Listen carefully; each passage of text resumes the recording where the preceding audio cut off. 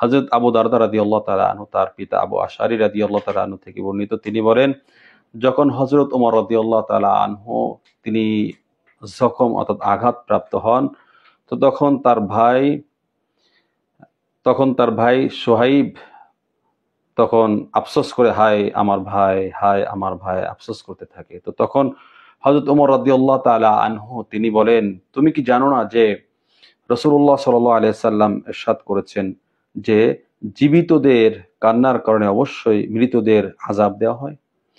আরেকটি হাদিস 1219 নম্বর হাদিসের মধ্যে হযরত আব্দুল্লাহ ইবনে আব্বাস রাদিয়াল্লাহু তাআলা থেকে রিওয়ায়াত বর্ণিত, তিনি বলেন, নবী করিম সাল্লাল্লাহু আলাইহি সাল্লাম ইরশাদ করেছেন, যারা মৃত্যু ব্যক্তির শোকে গাল চাপড়ায়, বুকের জামা ছেড়ে ফেলে এবং জাহিলিয়াতের যুগের ন্যায় চিৎকার করে, তারা আমাদের দলভুক্ত নয়, অর্থাৎ তারা আমাদের অন্তর্ভুক্ত নয়।